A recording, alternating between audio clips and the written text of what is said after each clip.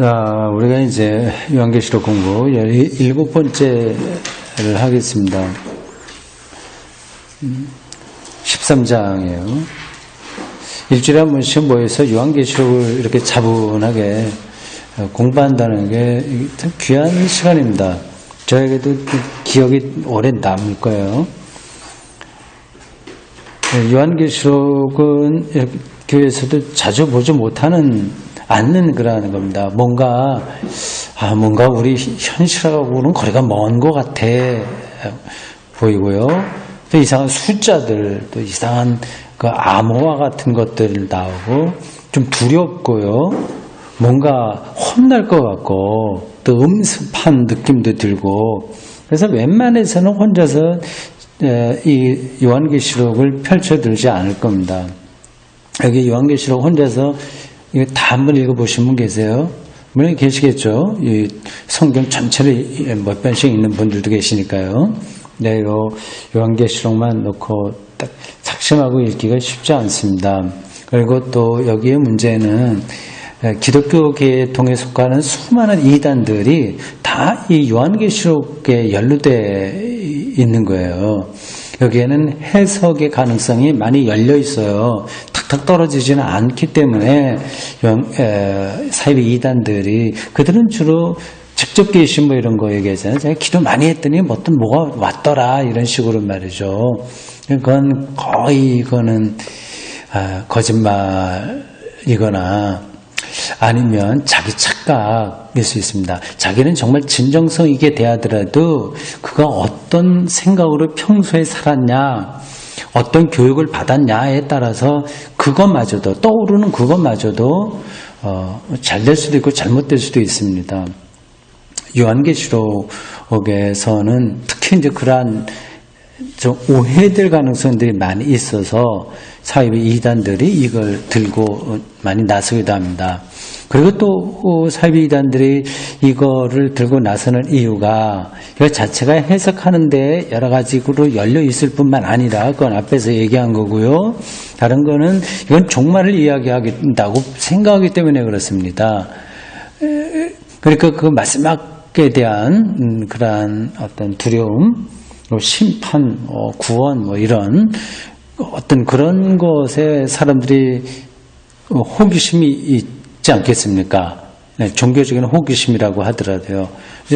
청중들을 이렇게 딱 사로잡는 데에는 이 요한계시록에 굉장히 효용성이 있죠. 그래서 쓸모가 있습니다. 여기 많이 사이비 이단들이 얽혀 있습니다. 우리가 이제 그런 쪽으로가 아니라 당연하죠. 당연하긴 한데 제가 왜 이런 말씀드리냐면 정통교회라고 하더라도 사실은 이런 부분의 해석에서는 그러한 잘못된 경우가 많이 있으니까 드리는 거예요. 사실 그래서 정통교회하고 사이비하고는 딱 선으로 긋기는 힘들어요.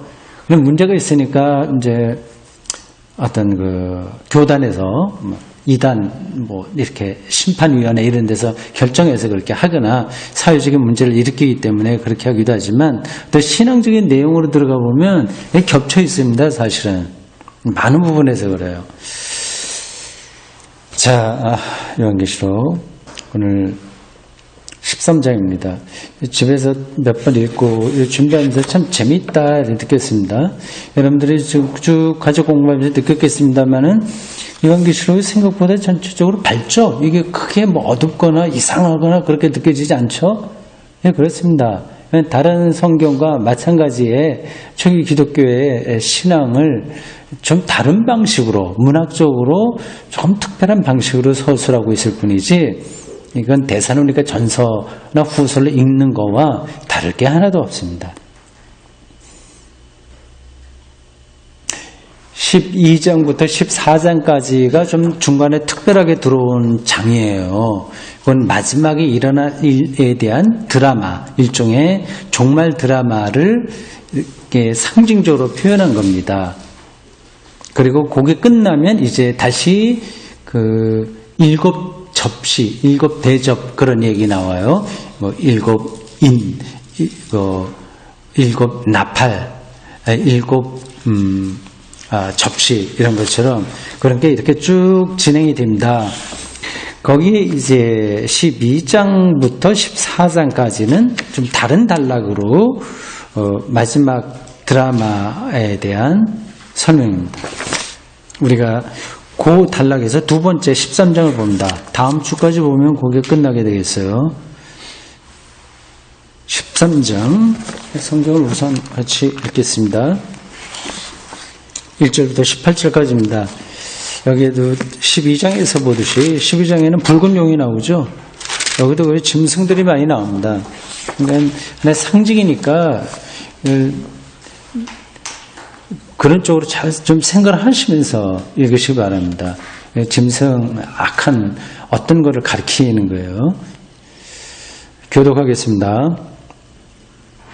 내가 보니 바다에서 한 짐승이 나오는데 뿔이 10이요 머리가 7이라 그 뿔에는 10왕관이 있고 그 머리들에는 신성모독하는 이름들이 있더라. 내가 보는 짐승은 표범과 비슷하고 그 발은 몸에 발랐고 그 입은 사자의 같은데 용이 자기의 능력과 보좌와 큰 권세를 그에게 주었다. 그의 머리 하나가 상하여 죽게 된 것 같이 7이었었는데 하나가 죽게 된 것 같이 그 죽게 되었던 상처가 나오며 온 땅이 갔더니 다시요. 그의 머리 하나가 상하여 죽게 된 것 같더니 그 죽게 되었던 상처가 나오며 온 땅이 놀랍게 여겨 짐승을 따르고 용이 짐승에게 권세를 주므로 용에게 경배하며 짐승에게 경배하여 이르되 누가 이 짐승과 같으냐 누가 능히 이와 더불어 싸우리요 하나. 또 짐승이 과장되고 신성모독을 말하는 입을 받고 신성모독이 반복되고 있습니다. 당연히 로마 황제의 신성모독을 가리키는 거죠. 받고 또 42달 동안 일할 권세를 받으니라. 짐승이 입을 벌려 하나님을 향하여 희망하되 그의 이름과 그의 장막 곧 하늘에 사는 자들을 희망하라. 또 권세를 받아 성도들과 싸워 이기게 되고 각 족속과 백성과 방언과 나라를 다스리는 권세를 받으니 죽임을 당한 어린 양의 생명책에 창세의 입으로 이름이 기록되지 못하고 이 땅에 사는 자들은 다 그 짐승에게 경배하리라. 누구든지 귀가 있거든 들을지어다. 사로잡힐 자는 사로잡혀갈 것이요 칼에 죽을 자는 마땅히 자기도 칼에 죽을 것이니 성도들의 인내와 믿음이 여기 내가 보면 또 다른 짐승이 땅에서 올라오니 앞에서는 바다에서 왔는데 지금 땅이에요. 땅에서 올라오니 어린 양같이 두 뿔이 있고 용처럼 말을 하더라. 그가 완전한 짐승의 모든 권세를 그가 앞에서 행하고 땅과 땅에 사는 자들을 전 짐승에게 경배하여 하니 죽게 되었던 상처가 나온다. 큰 이적을 행하되 심지어 사람들 앞에서 불이 하늘로부터 땅에 내려오게 하고 짐승 앞에서 받은 바 이적을 행함으로 땅에 거하는 자들을 미혹하며 땅에 거하는 자들에게 이르기를 칼에 상하였다가 살아난 짐승을 위하여 우상을 만들나. 우상 더 커다란 신상이죠. 그가 권세를 받아 그 짐승의 우상에게 생기를 주어 그 짐승의 우상으로 말하게 하고 또 짐승의 우상에게 경배하지 아니하는 자는 몇이든지 다 죽이게 하더라. 그가 모든 자, 곧 작은 자나 큰 자나 부자나 가난한 자나 자유인이나 종들에게 온 손이나 이마에 뿔을 달라고. 표. 누구든지 이 표를 가진 자 외에는 매매를 못하게 하니 이 표는 곧 짐승의 이름이나 그 이름의 수라. 지혜가 여기 있으니 총명한 자는 그 짐승의 수를 세워라. 그것은 아담의 수니 그의 수는 666입니다. 아멘. 666이 여기 나왔습니다. 이게 하여튼 문제가 많아요. 예? 네, 숫자, 하여튼 문제가 많은 거예요. 정통교회에서도 붕의할 때 이거 갖다가 그러죠. 바코드 나와 있는 거다. 마지막 때가 됐다. 이렇게 얘기했습니다. 이게 좀 웃기는 이야기죠. 거기 이제 혹해하고, 이제 불안해하고 합니다. 불안하니까 이제 더 이렇게 매달리게 하고요. 근데 이 신앙이라고 하는 게 자유예요. 복음의 자유예요. 근데 자유에서 또 자칫하면 더 멀어져, 원심력으로. 근데 너무 또 불안하게 해갖고 매달리게 하면 이건 또 율법적으로 되고, 이 긴장을 잘 좀 유지해야 됩니다. 이 자유와, 이 복음의 자유와, 이 책임이라고 할까요? 하여튼 그 구심력, 원심력과 구심력, 신앙에서요. 교회 공동체 안에서의 구심력과, 그리고 또 세계로 나가야 돼서 살아야 되니, 거기에 얽매이지 않아야 되니, 원심력. 이런 것들이 잘 균형을 맞아야 됩니다. 666이라고 하는 이 숫자가 뭘 가리키냐? 아직까지 풀리지 않았습니다. 모릅니다, 이거는요.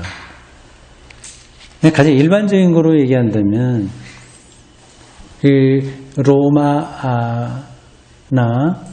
로마 글자나 그리스나 히브리어, 이런 알파벳에 숫자가 있다고 합니다. 그러니까 영어로 하면 A는 1, B는 2, 뭐 이렇게 해서요. 그런 방식으로 보게 되면, 이 666이라고 하는 숫자가 어느 황제 이름에서 왔다는 게 증명된다고 하네요. 그 가장 기독교를 많이 박해한 황제가 누구죠? 네로. 예. 네로 케사르. 카이저라고도 부르고 케사르, 시저. 이게 다 그 황제를 가리키는 건데, 네로 케사르라고 하는 그 알파벳, 히브리어로 그거를 이렇게 숫자로 계산하면 다 합하면 666이다. 그렇게 말을 합니다. 근데 그게 또 100% 정확한 거는 아닙니다. 근데 우리는 지금 몰라요. 그 당시는 이게 뭔지 이 요한계시록을 기록한 사람, 그 요한이 글을 쓸 때는 그 사람들은 알아들었죠. 우리는 모릅니다. 근데 이거를 아까 얘기한 대로 얼토당토하지 않게 상품에 보면 여기 이 컴퓨터로 인식하는 그 바코드 뭐 이런 거다 뭐 이렇게 하는 거는 그렇게 해서 그 바코드가 생겼으니 그 변하지 않는 바코드가 있다네요. 저도 옛날에 한테 언뜻 들은 겁니다. 그래서 그걸 악마처럼 생각을 해서 이 마지막 때 천년이 시작됐다.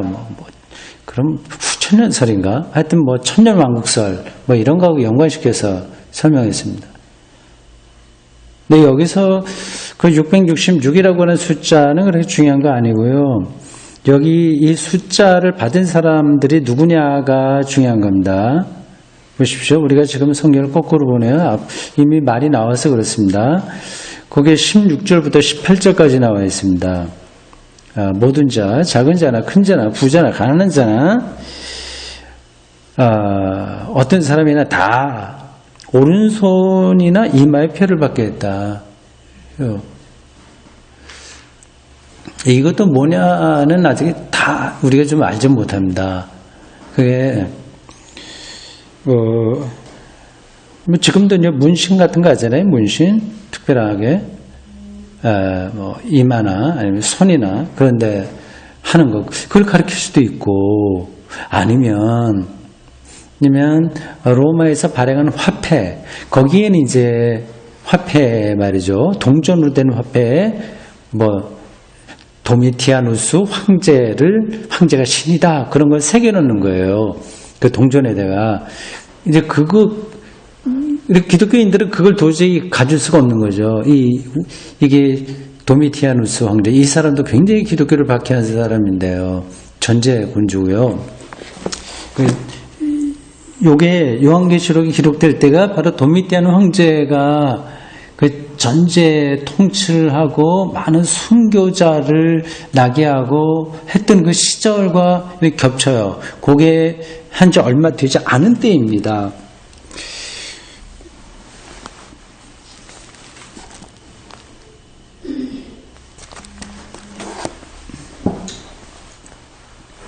도미티아누스 황제요.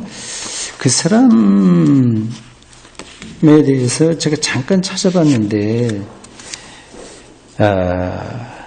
51년 10월 24일 출생했고 96년 9월 18일 죽었다고 하네요.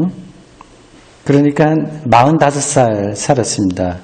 뭐 황제 몇째 아들이었었는데 여자여자해서 그때는 뭐 아들 권모 술수도 많고 그 로마 공화제 말입니다.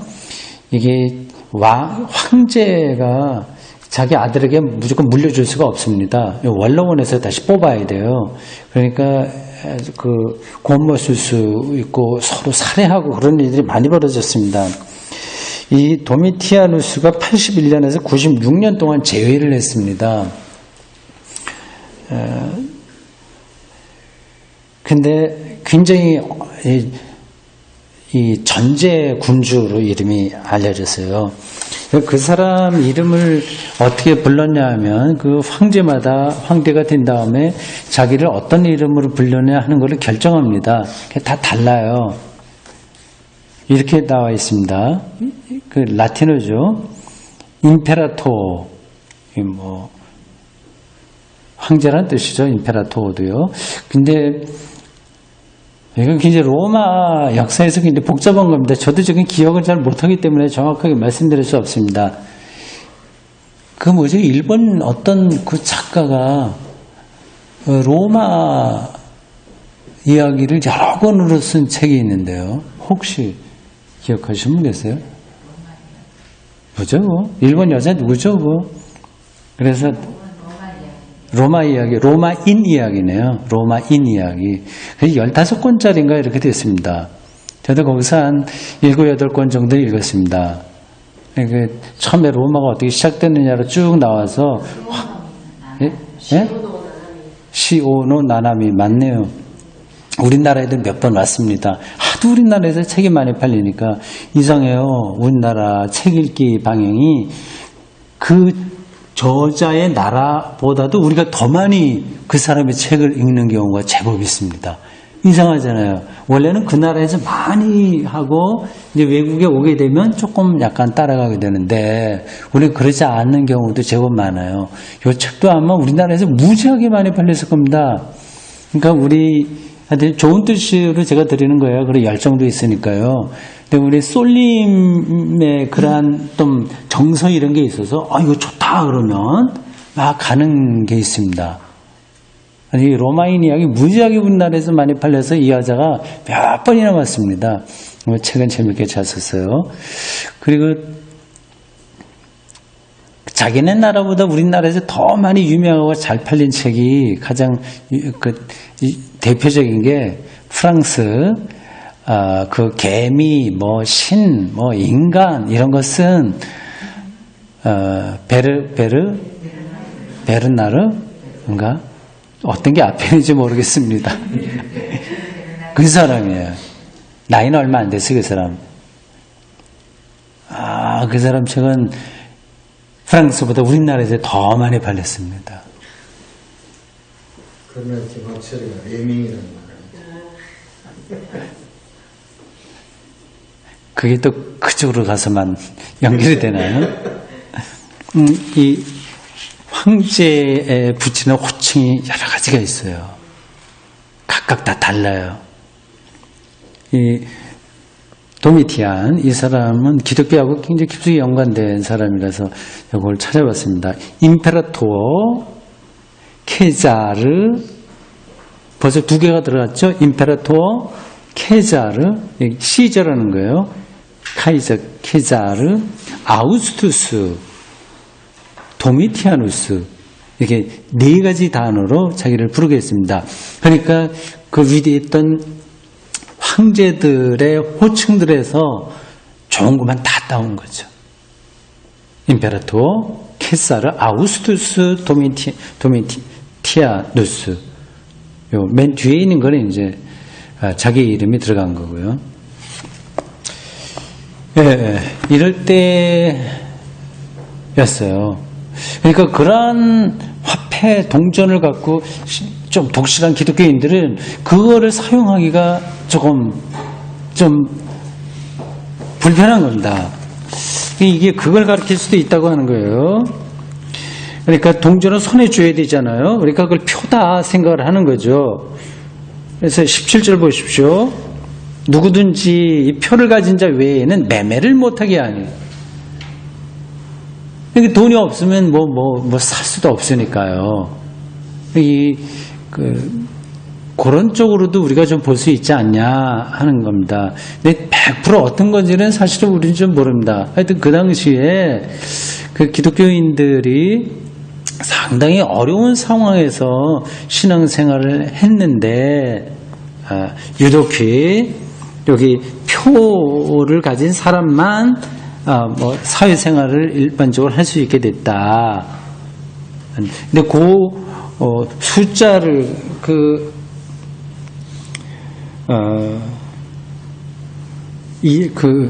이마나 손에 표를 받은 사람, 그 짐승의 숫자가 666이다. 이렇게 하는 겁니다.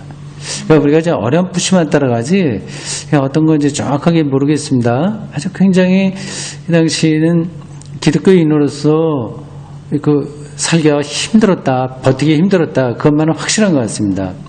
근데 그렇게 되는 건 당연한 거죠.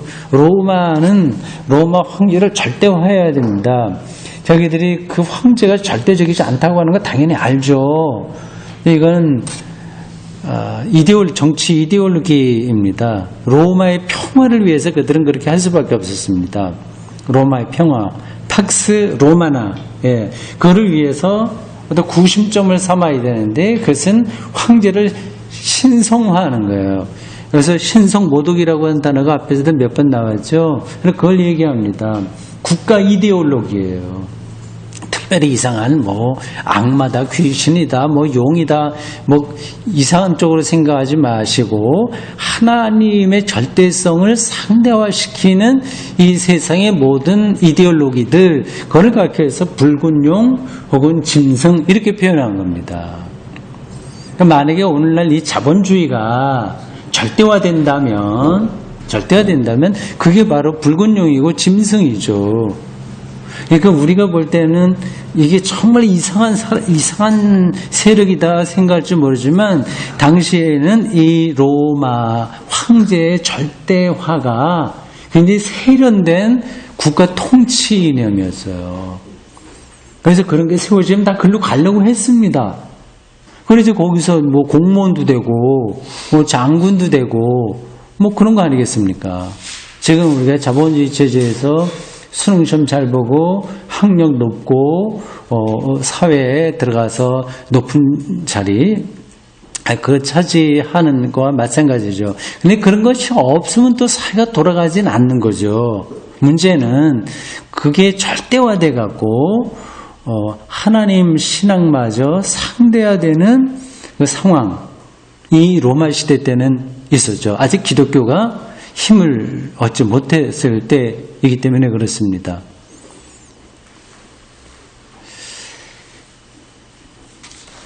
자, 이제 앞으로 가봅시다.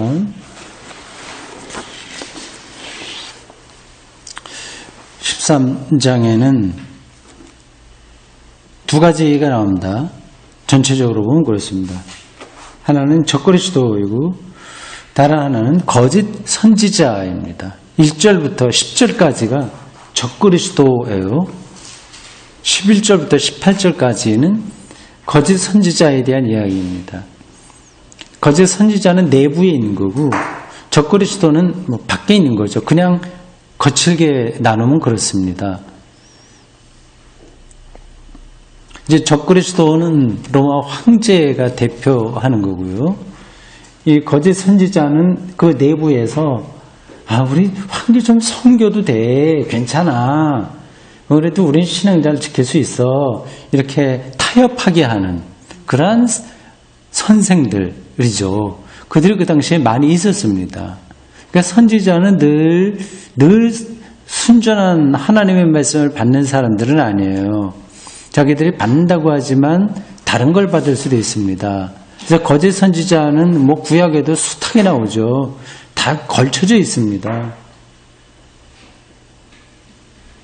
먼저 1절에서 10절까지 적그리스도에 대한 이야기입니다. 바다에서 짐승이 나온다 이렇게 표현했습니다. 이게 다 문학적인 표현이에요. 그렇게 생각하셔야 됩니다. 정말 저 바다 속에서 뭐가 막 나온다 이렇게 생각하지 않으셔야 돼요. 고대 사람들에게 이 바다는 하나님으로부터 가장 먼 곳이었습니다. 그러니까 악이 있는 곳으로 생각할 수밖에 없어요. 그건 엄청나니까 지금 우리가 대충 압니다. 이 바닷속 들어가게 되면 거기에 뭐 또 땅이 있고 지하에도 뭐가 있다. 그냥 물이 이렇게 덮어 있을 뿐이다 생각을 했지만 옛날 사람들은 그냥 완전히 다른 세계입니다. 이 바다라고 하는 건. 거기서 짐승이 나와요. 짐승하면 이건 당연히 나쁜 뜻으로 쓰이는 거죠. 뿔이 열이요. 머리가 7이라. 뿔에는 10원간이 있고 그 머리들에는 신성모독한 이름들이 있더라. 어떻습니까? 이건 조금 아까 얘기한 그 황제 도미티아누스 이 황제를 묘사하고 있는 것으로 보면 그럴듯하죠? 이렇습니다. 얼마나 멋있게 했겠어요. 황제가 관도 쓰고 그리고 키도 크게 보이기 위해서 뭐 복장도 하고 그 주위에서 뭐 어색 찬란한 것으로 다 이렇게 치장하지 않겠습니까? 그래서 황제가 어느 마을에 나타나면 신이 왔다고 생각할 수밖에 없을 정도의 모습들을 가지고 있는 겁니다. 이게 신성모독이라고 본 거예요. 성서기자는요. 근데 이러한 짐승들에 대한 이야기는 뭐 여기만 나온 게 아니라 당연히 구약에도 나옵니다. 이 신약 성경도 다 구약으로부터 쭉 그 생각이 이어졌어요.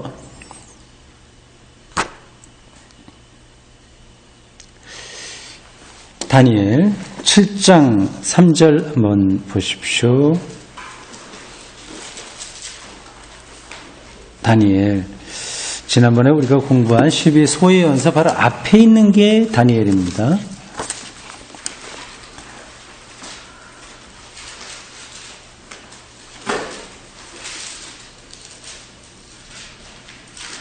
여러분 12소의 연서 이렇게 말하니까 다시 한번 12소의 연서 외워보고 싶어지네요. 까먹지 않았어요? 기억하십니까? 해볼까요? 호세아, 요엘, 아모스, 오바댜, 요나, 미가, 나움, 하박국, 스바냐, 학개, 스가랴, 말라기. 이거 안 잊어버리네요. 난 기억력 나 없는 사람인데 그거는 내가 이제 여기 왔다 갔다 하면서 차를 타고 계속 외웠더니 남아 있습니다. 네, 다니엘 봅시다. 7장. 다니엘도 묵시문학적인 성격이 아주 강한 책이라고 하는 거 말씀드렸습니다. 다니엘은 바벨론에 취해 있었기 때문에 굉장히 상황이 비슷한 거예요. 요한계시록은 이 도미티아누스나 뭐 이런 사람들 악한 황제 밑에 있었고 다니엘은 누부갓네살 왕이나 이러한 바벨론의 그 권력, 최고 권력 밑에서 있었던 사람이에요. 그러니까 분위기가 비슷합니다. 다니엘하고 요한계시록하고 그렇습니다. 다니엘 7장 3절. 아마 요한계시록을 기록한 이 요한은 다니엘, 에스겔을 많이 읽었을 겁니다. 이사야도 많이 읽었을 거고요. 그 당시에는 성경을 읽는 게 보통 일이 아니에요. 보통 집안에는 성경이 없습니다. 7장 3절 보면 이렇습니다. 큰 짐승 넷이 바다에서 나왔는데 바다에서 나온다고 이렇게 옛날부터 히브리 사람들은 생각했습니다.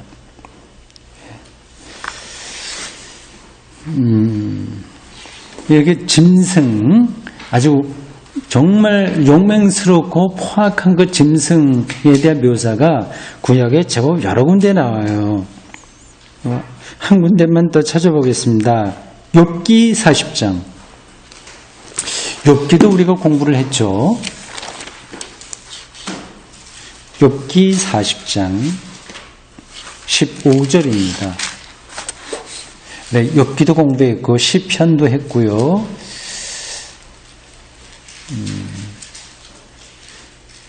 12소예언서 마태복음 두루두루 많이 했습니다. 지금 요한계시록 보고 있습니다. 욥기 40장 15절 보십시오. 이제 소같이 풀을 먹는 베헤못을 볼지어다. 이 베헤못 짐승에 대한 이야기예요. 그리고 41장 1절에 보면 이렇습니다. 네가 낚시로 리워야단을 끌어낼 수 있겠냐. 리워야단.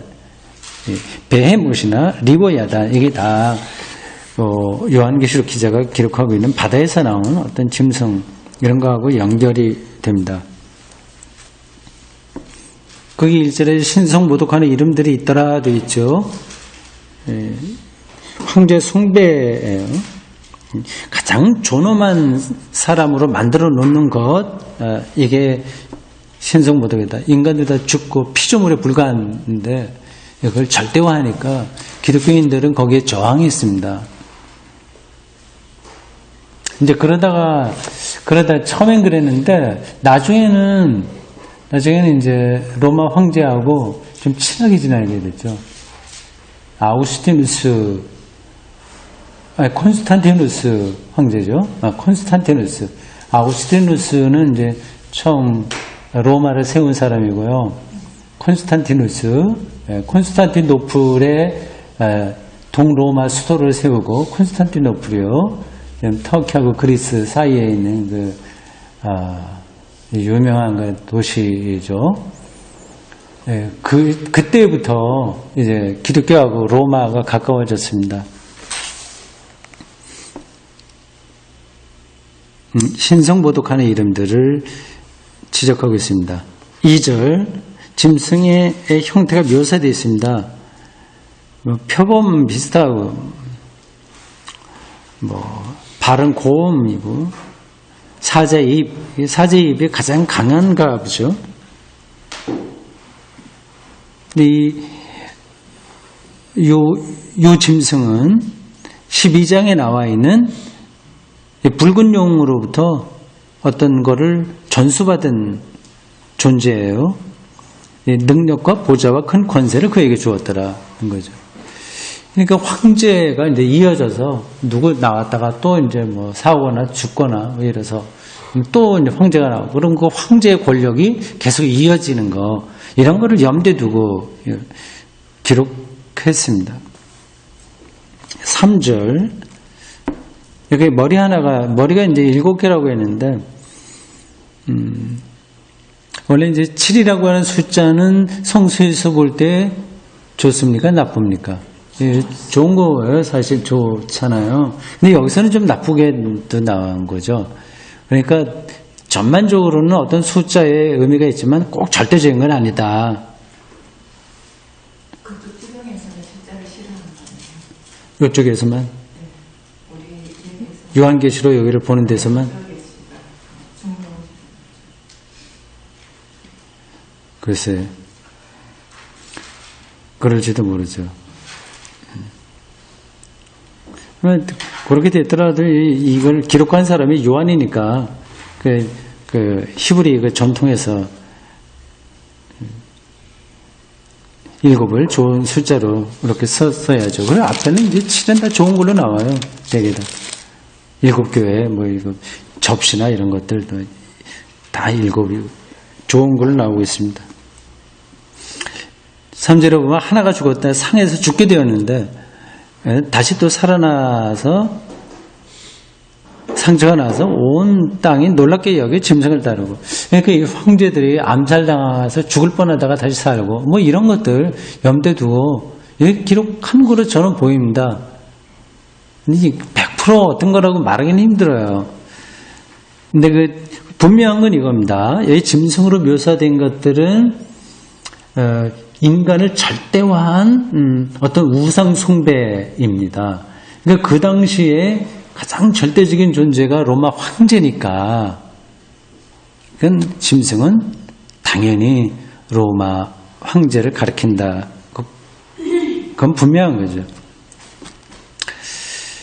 이 3절에서 그렇게 잠깐 일들이 그렇게 들어갔습니다.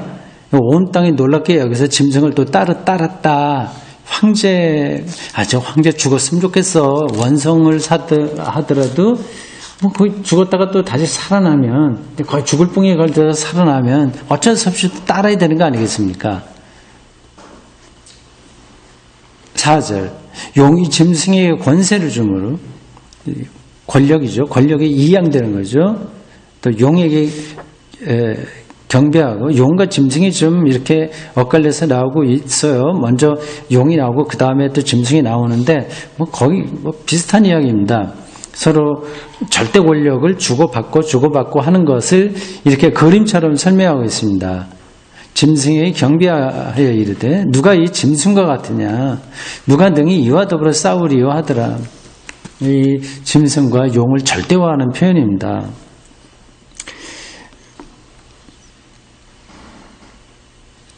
이런 표현은 사실 하나님에게만 해당되는 거거든요. 그렇게 이게 신성 모독인 거죠. 출애굽기 15장 11절 한번 보십시오. 출애굽기 15장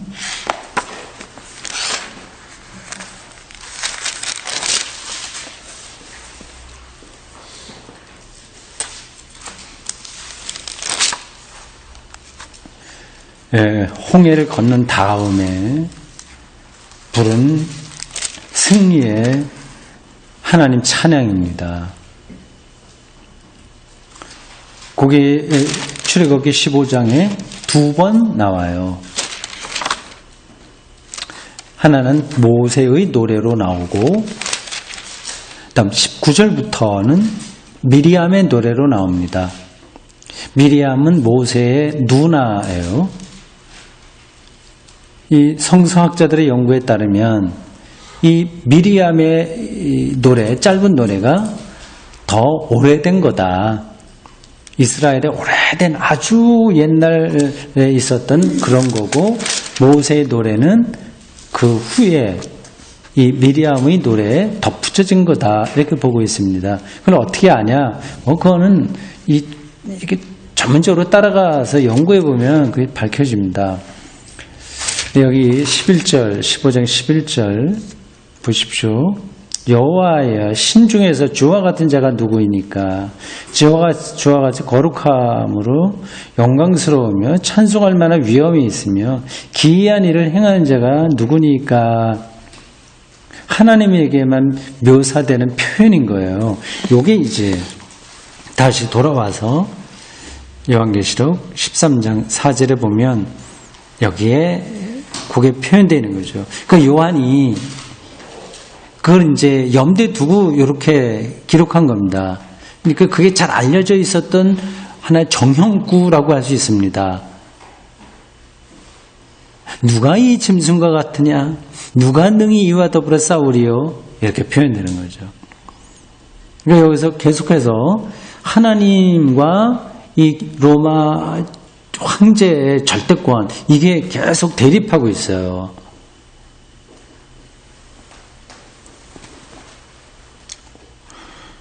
(5절) 신성모독이 또 나옵니다. 이 짐승이 과장되고 신성모독을 말하는 입을 받고 42달 동안 일할 권세를 받으니라. 42달 또 계속 반복됐죠. 12절에도 나오고 12장에도 나오고 11장에도 나오고요. 42개월 그렇게 표현되어 있습니다. 이건 경우에 따라서 조금 차이가 있긴 있는데, 유대전쟁을 때가 그 기간으로 보기도 하고, 또 다니엘서에 나와 있는 것을 인용한 따온거다 이렇게 볼 수도 있고요. 하여튼 뭐 그렇겠죠. 두루두루 연결이 됐겠죠. 여기서 우리가 그냥 하나의 교훈을 받는다면, 이 42달 아무리 권력이 있다고 하더라도 제한적이다. 계속되지 못한다. 그걸 여기서 말하고 있습니다. 6절에서 10절은 이건 우리 같이 뭉뚱그려서 보면 됩니다.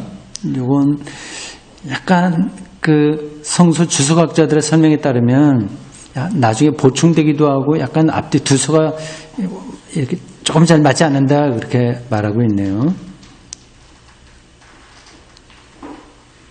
이제 고난당하는 그리스도인들이 여기서 묘사되고 있습니다. 9절을 보십시오. 누구든지 귀가 있거든 들을지어다. 그러니까 하나님의 말씀이 신탁이라고 하는데 이건 비밀이다. 그러니까 그냥 들리는 건 아니다. 귀가 있어야 된다. 그런 표현도 나옵니다. 자, 1절부터 10절까지는 적그리스도에 대한 얘기입니다. 적그리스도는 로마 황제예요. 로마의 평화를 위해서 황제를 절대화했던 통치 이데올로기가 바로 이 적그리스도입니다.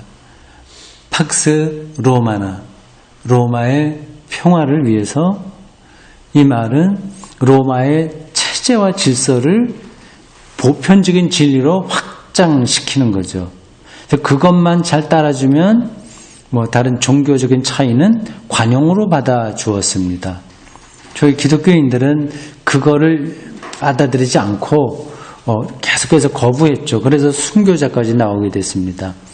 그들은 로마의 평화가 아니라 팍스 로마나가 아니라 팍스 그리스도의 평화의 근거에서 투쟁했습니다. 정말 순교의 역사죠. 그런 배경이 여기에 깔려 있는 겁니다. 다음 11절부터 18절까지는 거짓 선지자에 대한 이야기입니다. 내가 또 보면 11절 다른 짐승이 땅에서 올라와요. 앞에서는 바다에 있었는데요. 대비되고 있는 겁니다. 하나는 바다, 하나는 땅. 어린 양같이 두 뿔이 있고 어린 양이라고 되어 있어요. 이 모양이 예쁘죠? 어린 양 하면은. 그리고 여기는 어린 양이 굉장히 중요한 거잖아요. 요한계시록에서는 죽임을 당한 어린 양, 예수 그리스도를 상징하고 있는데 어린 양이 나와요. 여기요. 어린 양 같이, 어린 양은 아니죠. 두 뿔이 있고 용처럼 말하더라. 근데 모양은 어린 양인데 거짓 선지자를 가리킵니다. 선지자는 선지자인데, 기독교 지도자는 지도자인데, 근데 말은 이제 용처럼 하는 거예요. 짐승처럼 하는 거죠. 그러니까 로마 체제를 선전하는 거죠. 바다에서 나온 용은, 짐승 이런 것들은 생긴 것 자체가 묘사된 게 이제 정남이 떨어지게 이렇게 되어 있어요. 아주 포악하게 되어 있습니다. 근데 여기 11절에 나와 있는 땅에서 온 짐승은 예쁘게 생겼어요. 근데 겉모양은 그런데 말은 짐승이나 용이나 똑같다. 12절. 그러니까 먼저 나온 짐승의 모든 권세를 그 앞에서 행하고 이 바다에서 나온 그 짐승의 권세를 또 행했다. 그렇게 말을 그걸 그대로 갖다가 하는 거죠. 너희들, 여러분, 그냥 쉽게 얘기하면, 성도 여러분, 우리 이때 로마 황제 신상 앞에서 꾸벅절 한번 합시다. 뭐 그렇다고 해서 뭐 어떻게 큰일 납니까? 뭐 이런 정도로. 그리고 로마가 좋은 점도 많이 있으니까 거기 군대도 가고 뭐 이거저거 열심히 또 좀 국민으로서 시민으로서 할 역할 좀 잘하고 그렇게 합시다. 뭐 그런 얘기를 한 거겠죠. 제가 추정케는 그렇습니다. 그 짐승 로마 황제의 요구를 그대로 다 교회에 확장시키려고 했었던 어떤 선지자에 대해서 말하는 거죠. 그 앞에서 행하고 땅과 땅에 사는 자들을 처음 짐승에게 경배하게 하니 그 죽게 되었던 상처가 나은 자니라. 죽게 되었던 상처가 나은 자는 어느 황제를 가리키겠죠. 근데 그에게 다시 또 절하게 하는 이런 거라고 할 수 있습니다. 이걸 이제 우리 기독교 역사, 우리 한국의 조선의 역사, 조선 기독교의 역사에 비추어 본다면 일제시대 때 신사참배한 거, 이거하고 좀 비슷하다고 할 수 있겠어요. 그때도 하자 말자 설왕설래가 있었거든요. 그거는 단순히 예의일 뿐이야. 그렇게 하면 돼. 생각하는 지도자도 있었고, 절대 그거 하면 안 돼. 이렇게 하는 지도자들도 있었으니까요. 이 요한계시록 기자는, 그러니까 후자에 속하죠. 절대 그거 절하면 안 돼. 로마 황제 거기에 한 바람만 끌려가서 큰일 나. 이런 쪽으로 하고 있습니다. 근데 다른 주위에 있는 사람은 이제 경배하게 하는 거죠. 13절. 거짓 선지자가 어떤 일을 하냐 하는 것을 설명합니다. 큰 이적을 행하되, 이적을 행하되, 심지어 사람들 앞에서 불이 하늘로부터 땅에 내려오게 하고, 그렇게 했어요. 굉장히 큰 이적을 행합니다. 불이 하늘로부터 오게 하는 거예요. 이거는 구약 성서에서도 정말 이거는 큰 선지자에게 나타나는 카리스마, 능력으로 생각했습니다. 여러 군데 나와요. 여러분들이 잘 알고 있는 것은 갈멜산에서 엘리야가 바알 선지자들하고 요즘식으로 하면 배틀이죠, 배틀. 기도해서 누가 응답을 받냐, 그거 했던 이야기에 연관이 됩니다.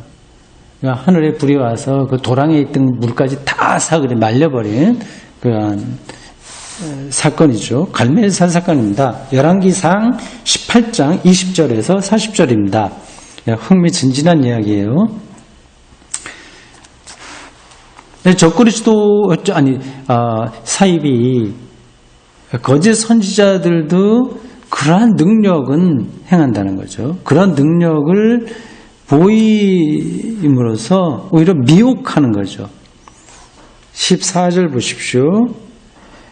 짐승 앞에서 받은 바 이적을 행함으로 땅에 거하는 자들을 미혹하며, 병자 낫게 하고 그런 것들입니다. 예를 들자면 정신병도 낫게 하고 실제 장애인도 고치고 이런 것들 다 기적이라고 하지 않습니까?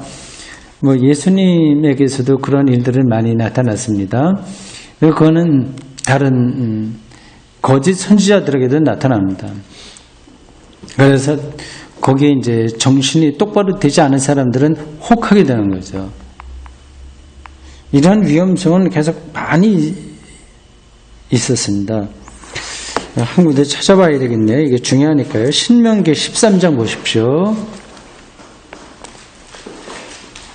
민수기, 신명기 이렇게 나갑니다.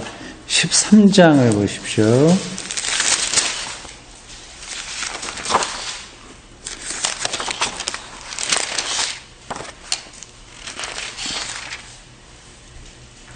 (1절) 신명기 13장. 너희 중에 선지자나 꿈꾸는 자가 일어나서 환상을 본다 하는 거죠. 이적과 기사를 내게 보이고, 내게 말한 그 이적과 기사가 이루어지고 너희가 알지 못한 다른 신들을 우리가 따라 섬기자고 말할지라도 너는 그 선지자나 꿈꾸는 자의 말을 청종하지 마라. 청종하지 않을 수 없죠. 그게 딱 눈에서 보이면 야 대단한데 이거 능력이 있는 종이네 해서 따라가게 되죠. 근데 여기 신명기에서는 다른 데서도 많이 그런 얘기를 하고 있습니다. 큰 이적, 기사 일어나고 꿈꾼다, 뭘 봤다 하는 거 그거 거기에 넘어가지 마라. 그 다음 이렇게 또 연결됩니다. 이는 너희의 하나님 여호와께서 너희가 마음을 다하고 뜻을 다하여 너희의 하나님 여호와를 사랑하는 여부를 알려 하사 너희를 시험하심이라. 기적과 그런 것들, 이적, 꿈, 환상 보는 거 이게 중요한 게 아니라 하나님을 사랑하는 것, 하나님의 말씀에 순종하는 것이라는 뜻이죠. 이러한 혹하는 일들은 계속해서 일어나고 있습니다. 거기에 휩쓸리기가 정말 쉽죠. 어느 교회 가면 부자가 된대. 그런 얘기 흔하죠. 어느 목사에게서는 기도를 많이 하기 때문에 어떤 일이 이루어진대. 그런 것들입니다. 기도 많이 하고 여러 가지 특별한 일들 많이 하는 거 좋죠. 그 자체가 나쁜 게 아니라, 근데 그게 절대화돼서 정말 신앙의 중심이 뭔가를 다 놓치게 되는 거예요. 그 정신 다 놓칩니다.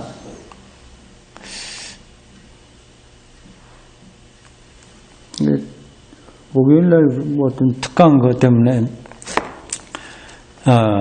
요즘 설교 어떻게들 하시나 이렇게 보려고 한두 군데 이제 봤어요. 두 군데 봤네요. 한 번은 교회 이름이 만나교회인가? 무슨 교회인가? 예? 거기 하나 그래 정확하게 모르겠습니다. 그리고 명성교회 요즘 유명한 명성교회에 들어가서 김하나 목사님하고 김사한 목사님 부자 목사가 같은 날 한 거 봤습니다.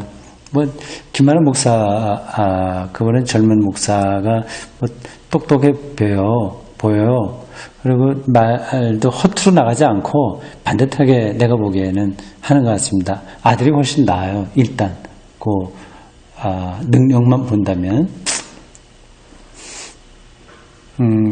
교회를 잘 끌어갈 것 같다 그런 생각이 듭니다.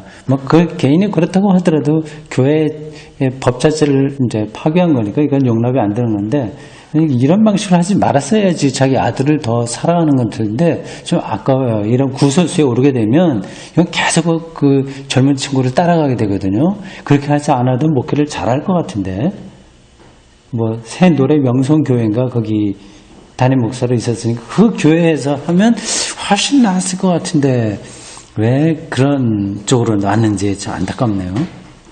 하여튼 한 번 제가 들은 그 설교만으로 보면 신학적인 깊이가 있는 것은 아닌데 똑바르게 말씀을 전하는 그런 보기 드문 그런 목사 중에 하나인 건 분명해 보입니다. 김사한 목사님 설교는 옛날에 제가 많이 봤으니까 근데 여전히 똑같거든요. 나이가 들어서 그런지 더 준비를 안 하시더라고요. 그래서 내가 본 거 이때부터 계속 철로 역정을 하신다고 빔 프로젝트 띄워서 철로 역정 그림 이런 거 하고서 하는데 거의 아무런 내용이 없죠. 그냥 다 아는 그런 이야기, 장망성 떠나서 어떻게 해야 된다 등등 그런 이야기입니다. 성경 이야기 하지 않고 성경 본문이 있지만 그냥 철로 역정 좋은 번연 그 얘기하고 마지막 조금 남은 시간에 기도 우리 해야 된다 그런 얘기입니다. 기도하지 않으면 김정은이 미사일 쏠 때 그 예수 믿는 사람만 피해갈 줄 아냐. 그렇지 않다. 그러니까 기도해야지 우리는 그런 데 다 잘 된다 이런 식으로 하더라고요. 근데 저는 이제 그 목사님은 늘 알고 있으니까 그런데 그 청중들의 반응이 대단히 뜨거워요. 정말 내용이 없는데 다 아멘, 할렐루야 계속 그렇게 하시더라고요. 어떻게 그게 가능한지, 훈련이 돼서 그런지, 아니면 정말 자기 생각에서 그렇게 하는 건지, 참 안타깝다는 생각이 들었습니다. 그러니까 자기 생각이 없는 거죠. 그냥 정신을 혼미한 것 같아. 그 설교 들을 때는. 그래서 하여튼 기회만 되면 내가 아멘 해야지, 할렐루야 해야지, 이래야지 은혜 받는 거야. 이런 생각이 아주 강하게 있는 것 같습니다.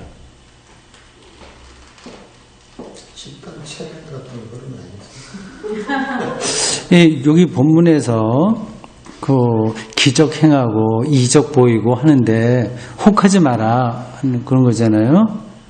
비슷한 현상이죠.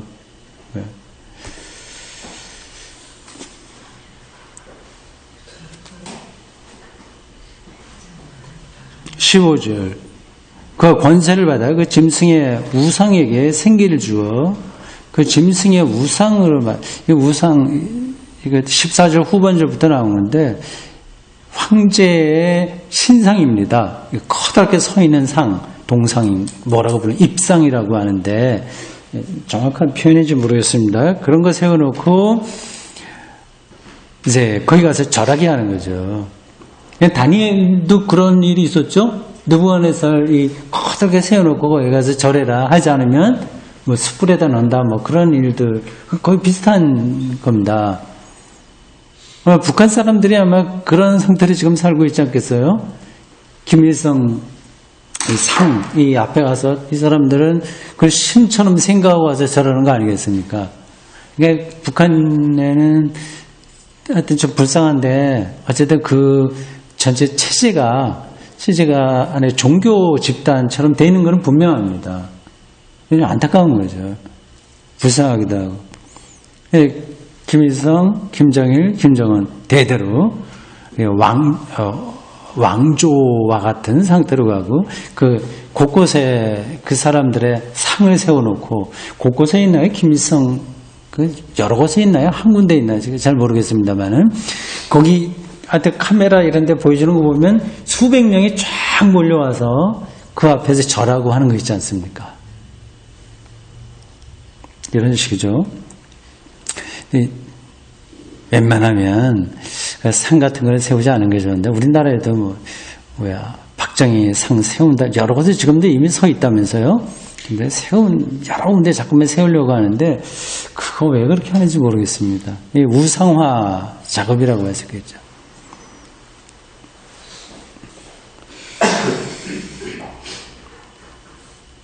(15절) 후반절부터 15절까지 우상을 만들라고 해놓고요.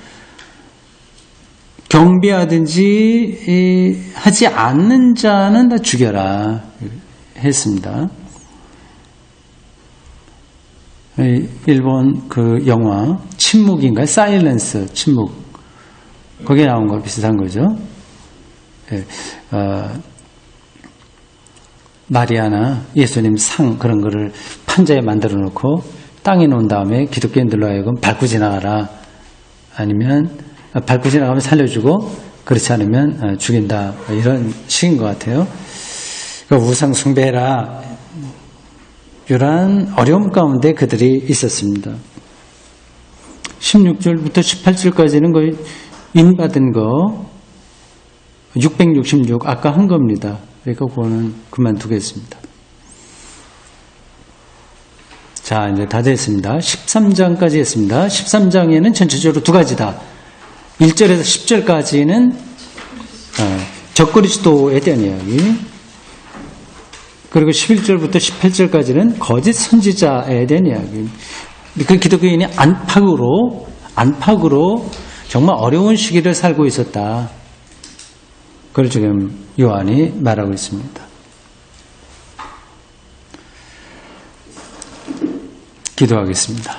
주님, 오늘 저희들 점점 일기가 추워지는 가운데 이렇게 수요일 공부하기 위해서 모여서 또 같이 공부했습니다. 요한계시록 13장에 있는 말씀을 들었습니다. 아주 오래전, 2000년 전이지만 정말 살아있는 말씀입니다. 오늘도 우리는 적그리스도를 섬기냐 마냐 어떤 인간과 물질과 어떤 사상의 절대화 앞에서 특별히 21세기 과학 만능주의 혹은 자본 만능주의 그리고 성장 만능주의 앞에서 하나님의 통치만 기다리며 저희들이 살 수 있는지 주님 저희들에게 분별력과 그리고 용기를 허락해 주십시오. 이 마지막 한 달 동안 2017년 12월 한 달 동안 저희들의 몸과 마음이 주님 안에서 더 풍요롭도록 도와주실 줄로 믿고 예수님의 이름으로 기도합니다. 아멘. 네, 어떻겠습니까?